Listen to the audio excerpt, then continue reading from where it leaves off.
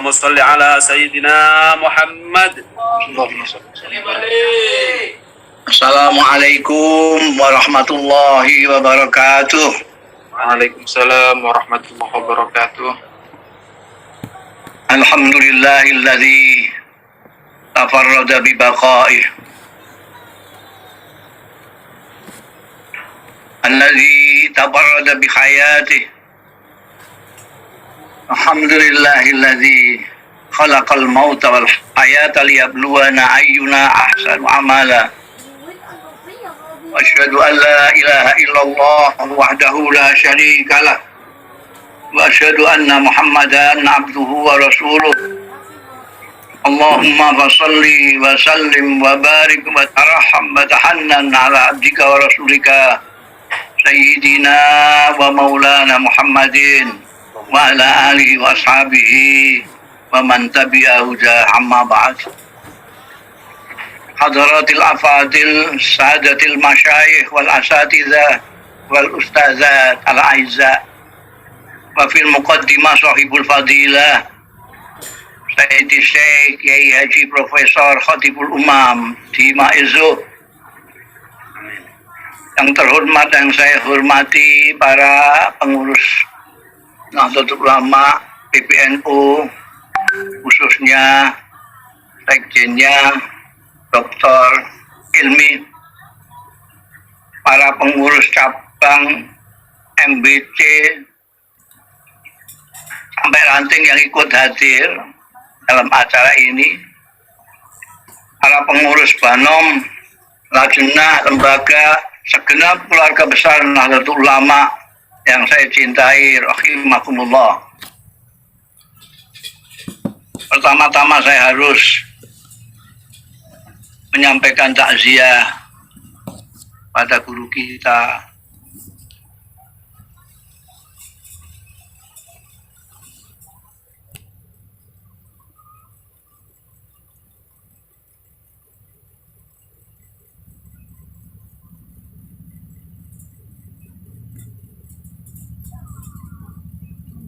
pada teladan kita yang baru saja wafat,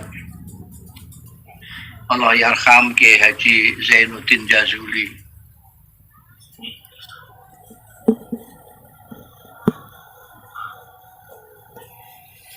Bila sungkawa saya sampaikan kepada seluruh santri pesantren, seluruh warga Nahdlatul Ulama, seluruh umat Islam, seluruh bangsa Indonesia. Azamallahu ajrakum wa ahsana azaakum. Dan saya juga menyampaikan takziah kepada para kiai-kiai yang lain, para dokter, tenaga kesehatan yang berjuang untuk menolong sesamanya yang kemudian harus meninggalkan kita semua.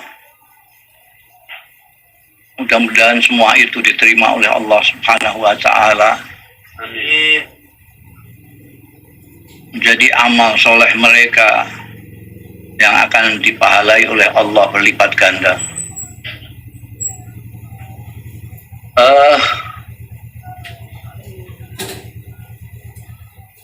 Saat ini kita semua prihatin karena setiap kita membuka sosial media, apakah itu Facebook, Twitter, Instagram, WA, isinya innalillah, innalillah terus. Sampai tadi ini guru kita Kiai Zainuddin Jazuli. Jadi saya melihat pandemi yang sekarang dialami oleh dunia dan juga kita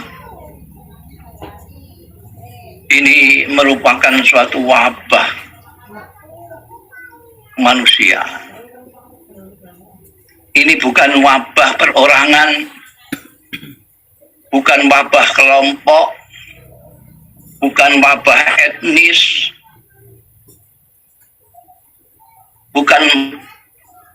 bahkan bukan wabah agama, negara, ataupun bangsa. Ini adalah wabah kemanusiaan. Hanya orang yang tidak pernah mendengar informasi, atau istilahnya anak sekarang tidak pernah piknik, yang tidak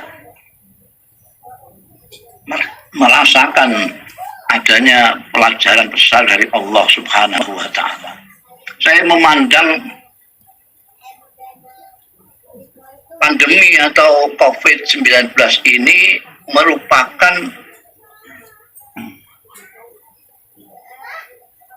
pelajaran yang luar biasa langsung dari Allah Subhanahu wa Ta'ala. Ketika para kiai-kiai memberi peringatan kepada kita, silahkan kalau mau mencari dunia silahkan, tidak haram silahkan, tapi jangan keterlaluan.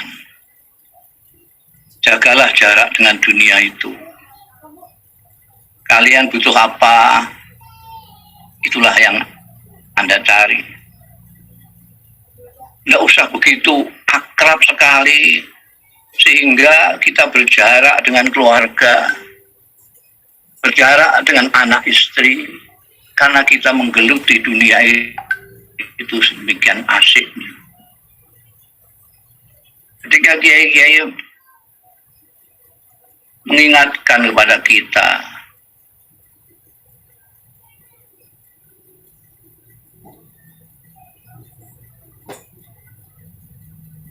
sedang-sedang sajalah di dalam menyikapi dunia. Kita tidak mendengarkan.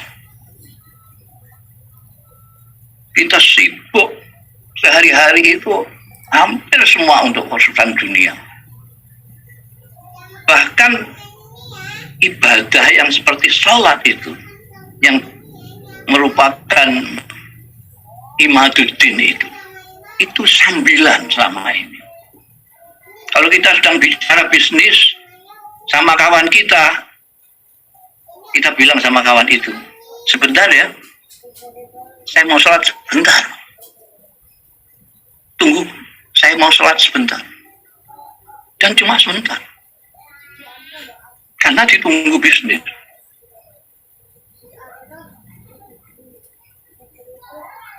Kadang-kadang suami istri, ibu bapak meninggalkan rumah, membiarkan anaknya dengan pembantunya saja. Karena terlalu asiknya dengan dunia. Nah, sekarang pelajaran itu karena kasih sayangnya Allah kepada manusia, diberi peringatan sekarang sekali lagi yang besar sekali. Kita harus berjarak dengan dunia. Dan kita mulai tertatih-tatih meninggalkan keakraban kita dengan dunia, kita menjadi dekat dengan keluarga.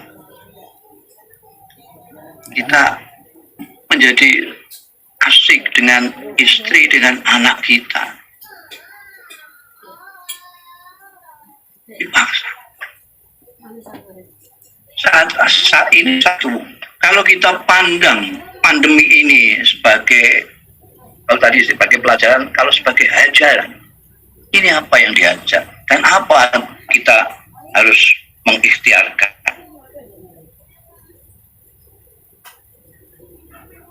Kita harus introspeksi sebagai hamba Allah. Seperti kita ketahui, kita itu adalah hamba Allah yang dijadikan khalifah, penguasa di muka bumi ini. Tapi ketika kita itu merasa berkuasa, kita terlalu menyadari kekhalifahan kita, kita lupa bahwa kita itu semula adalah hamba.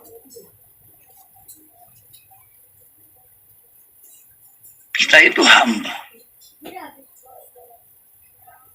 Hamba yang ditugasi untuk menjadi penguasa bumi. Lalu kita semena-mena terhadap bumi yang diserahkan kepada kita tanpa. Ini saya sangat menghargai dan salut dengan PBNU dan terutama DVNU yang gagasan mengadakan istighosah ini kepada Allah. Ini tanda bahwa kita memang sedang merasa bersalah. Kita sedang menzalimi diri kita selama ini. Selama ini kita anggap kita itu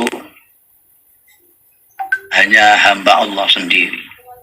Orang lain kita anggap bukan hamba Allah. Maka saya tadi mengatakan ini adalah wabah kemanusiaan, bukan wabah kelompok.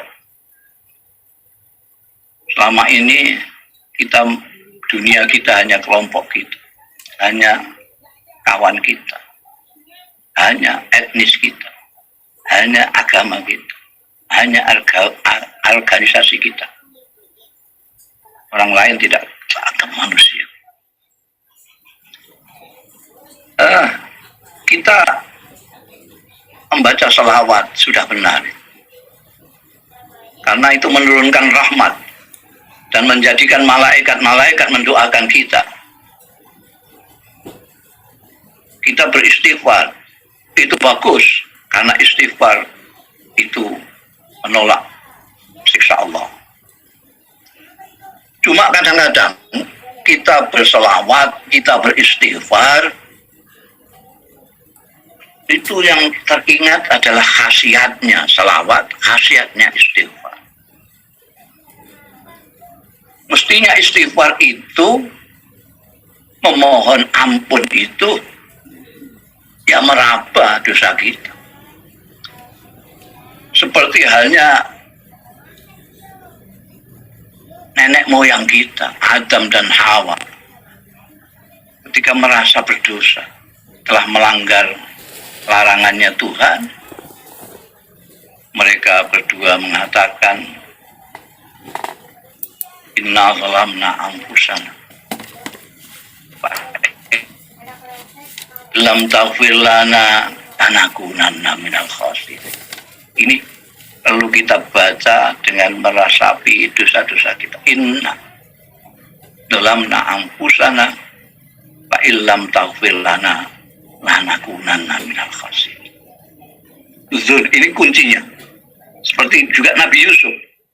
Tidak ada orang yang sumpeknya, gelapnya seperti Nabi Yusuf.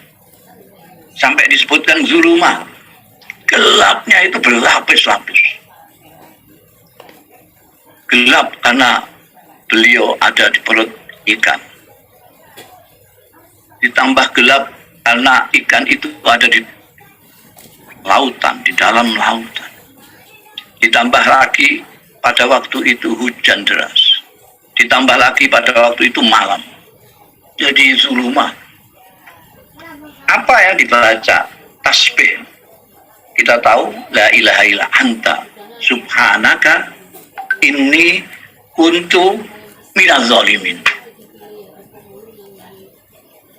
Kira-kira kalau kita bandingkan kezaliman kita terhadap diri kita sendiri, kita bandingkan dengan Nabi Adam dan Nabi Yunus, kira-kira sebanding apa tidak ini?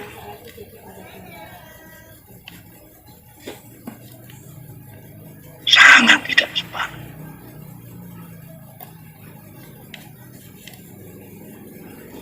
Dosa kita ini sudah sampai menyakiti hamba-hamba Allah. Tidak hanya menzalimi diri sendiri, tapi menzalimi saudara-saudara kita yang notabene itu adalah hamba-hamba Allah. Kita mengabaikan dawuh Al-Quran, mengabaikan dawuhnya Kanjeng Nabi Muhammad Sallallahu Alaihi Wasallam. Setiap saat kita mendengarkan, membaca sesama umat Islam, bukan dengan orang lain, sesama umat Islam. Saling mencaci, saling hibah, saling fitnah.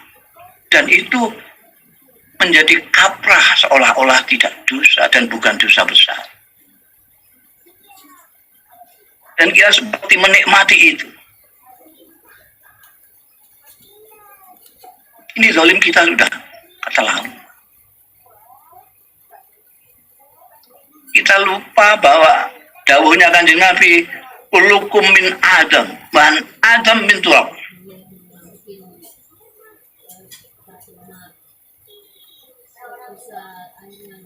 Tidak ada. Kondisi sudah seperti ini. Setiap hari kita melihat orang wafat.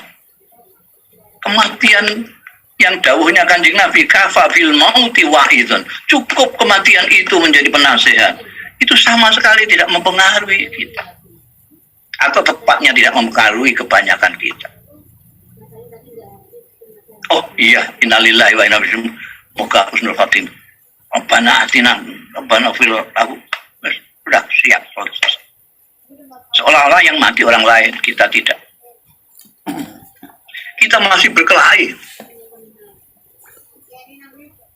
Masih ada yang mengatakan ini rekayasa. Itu ada, ini adalah apa namanya, abal-abal, ini tidak ada, COVID tidak ada, itu buatannya Cina dan segala macam. Ini luar biasa. Kondisi sudah seperti ini. Tenaga medis sudah sampai kewalahan. Rumah sakit kewalahan. Orang menguburkan orang sampai kewalahan. Ini masih sempatnya berkelahi. Ini luar biasa bebal. Luar biasa. Dan ada yang menjadikan wabah ini, apakah itu namanya musibah, apakah itu namanya pelajaran, itu ada yang menggunakan ini untuk cari dunia, itu juga.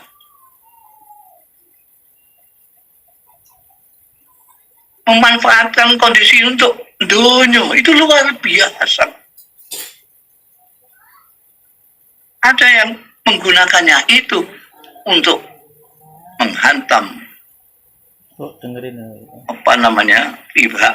Mereka mengatakan pihak sebelah. Sekarang ada istilah pihak sebelah. PVNO nggak tahu yang sebelah itu siapa. PVNO. Kita menggunakan mereka dan kami. Mereka dan kami. Kata-kata kita sudah seperti tidak ada di kamus kita. Ini luar biasa kondisi ini. Karena itu, pada malam ini, ketika kita tazaruk kepada Allah Ta'ala, tazaruk kita harus sebagai hamba Allah yang merasa menzalimi diri kita sendiri.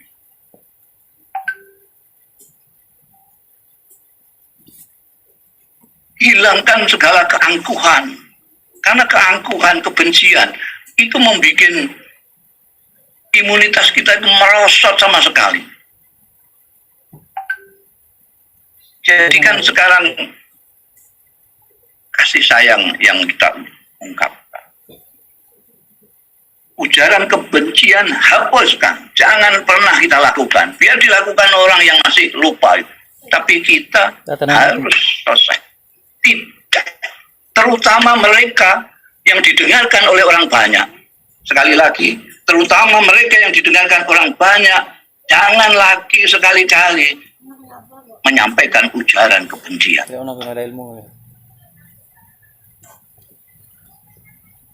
Karena ujaran kebencian ini dibenci oleh Allah Subhanahu wa Ta'ala. Jangan sampai.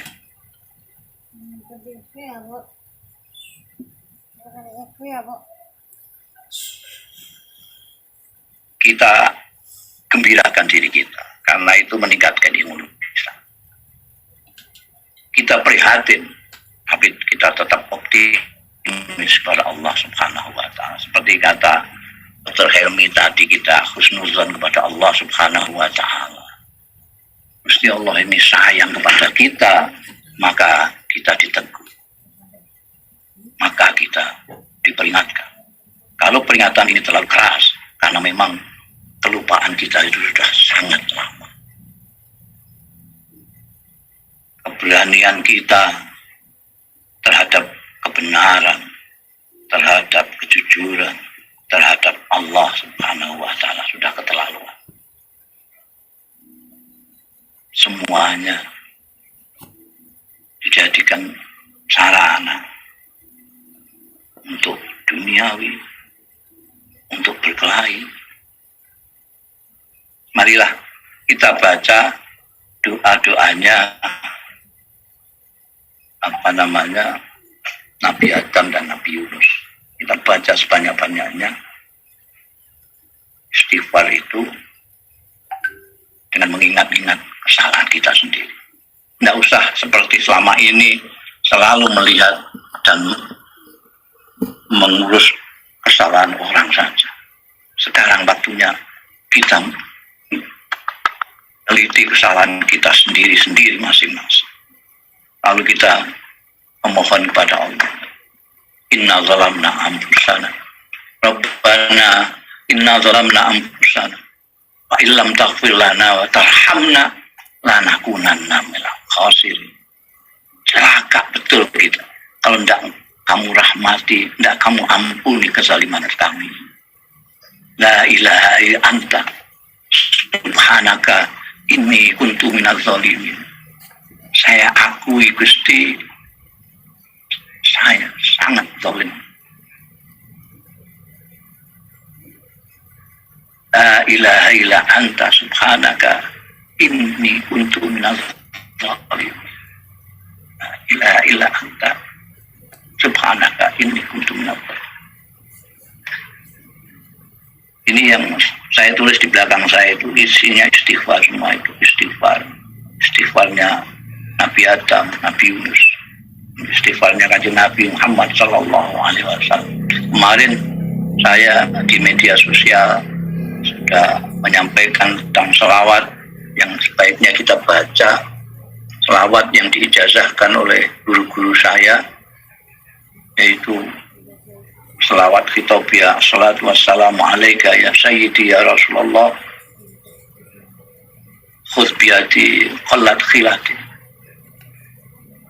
Assalatu wassalamu alaika ya sayyidi ya Rasulullah, khudh biyadi qallat khilati. Ini ijazah dari guru saya dan kebetulan ayah saya juga, Kiai Bisri Mustafa Allahyarham, dan sudah saya praktekkan. Jadi Assalatu wassalamu alaika ya sayyidi ya Rasulullah, khudh biyadi qallat khilati. Nah, daya sudah habis, tidak bisa lagi. Kanjeng Rasul Sallallahu Alaihi Wasallam, kita ganduli Kanjeng Rasul. Atau selawatnya agak panjang, selawatnya ijazah dari Allahyarham Kiai Ali Maksum Rabiat juga guru saya. Assalatu wassalamu alaika ya Nabi Allah. Assalatu wassalamu alaika ya Rasulullah. Assalatu wassalamu alaika ya Habib Allah. Assalatu wassalamu alaika ya Safi Allah. Assalatu wassalamu alaika ya sahib asy-syafa'ah. Ya sahib asy-syafa'ah. Atau kalau Anda sekalian sibuk, Anda bisa selawat yang pendek. Saya dapat dari Lirboyo, Kiai Marzuki dan Kiai Mahrus. Sallallahu ala Muhammad, sallallahu ala Muhammad, sallallahu. Sebisa mungkin ini kita baca ketika mulut kita nganggur. Apa saja selawat? Apakah selawat ini yang saya katakan tadi, atau selawat sampean diam sendiri, yang sampean hafal, yang sampean sukai? Pokoknya mulut jangan pernah nganggur. Kalau nganggur dipakai selawat. Sedang tas mulut nganggur. Jadi Pak sallallahu alaihi Muhammad sallallahu alaihi nyambel ibu-ibu mulut nganggur daripada untuk menggunjing orang lain untuk sallallahu alaihi Muhammad. Karena selawat ini tidak harus suci, tidak harus berdiam diri, tidak harus duduk, tidak harus habis sholat. Dalam kondisi apapun selain di toilet itu bisa dibaca. Dan selawat ini sungguh luar biasa kalau kita baca seluruh Indonesia ini dengan menghadirkan Rasulullah Sallallahu Alaihi Wasallam. Biasanya orang selawat hanya ingat kepada khasiatnya. Man shalla alayya marrah sallallahu alaihi asrah, itu aja yang diingat. Tapi tidak ingat yang dibaca itu sedang apa. Yang kita baca itu adalah doa untuk Kanjeng Rasul sallallahu alaihi wasallam. Jadi ketika salat, selawat kepada Nabi Muhammad sallallahu alaihi wasallam, kita itu sedang hadirkan Rasulullah sallallahu alaihi wasallam. Allah berfirman, Tuhan tidak akan menyiksa mereka wa anta fihim, selagi engkau Muhammad ada di tengah-tengah mereka. Abu Jahal tidak disiksa ketika masih di Mekah, tapi ketika dia ke Madinah, ke Badar, mulailah dia hantam oleh malaikat. Jadi terusnya ayat itu, jadi dua yang menangkal siksa itu. Pertama, Kanjeng Nabi Muhammad. Yang kedua adalah istighfar.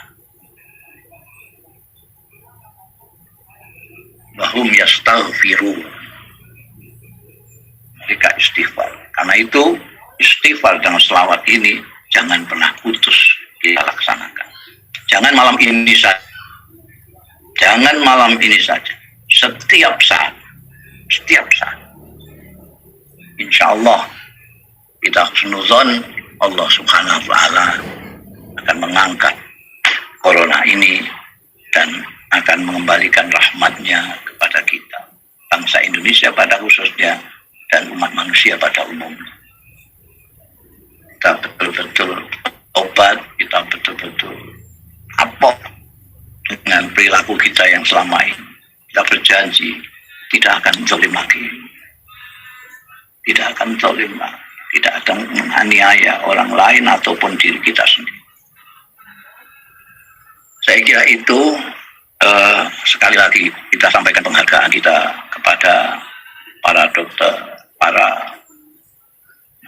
tenaga kesehatan yang berjuang di garis depan untuk saudara-saudaranya yang terkena,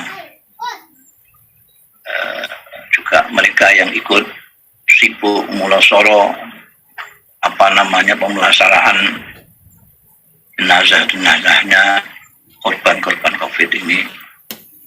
Kita doakan mudah-mudahan diberi tambahan kekuatan Allah Ta'ala lahir dan batin. Kita doakan juga saudara-saudara kita yang sekarang sedang terpapar corona segera diparingi kepulihan, sehat walafiat kembali. Kita doakan semua para pengurus-pengurus, orang-orang yang ngurusi urusan umat ini diberi kekuatan juga lahir batin, agar mereka bisa menjalankan tugas-tugasnya dan amanahnya dengan baik. Kita doakan Allah membantunya dengan taufik hidayahnya. Demikian kurang lebihnya, mohon maaf dan terima kasih sekali kepada PBNU dan TVNU memberi kesempatan saya untuk ikut bergabung dalam acara silaturahmi yang bagus ini. Sekian, wallahu yuwaffiquna ila ma fihi khairul islam wal muslimin wa khairu nahdlatil ulama wan nahdin wa khairu Indonesia wa Indonesia. Astaghfirullahaladzim li wa lakum wal afu minkum. Wassalamualaikum warahmatullahi wabarakatuh.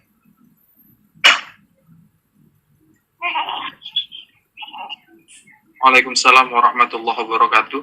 Selanjutnya mari kita dengarkan tausiah dari Ki Haji Profesor Khotibul Umam dan nanti akan ditutup dengan doa kepada beliau. تلقى من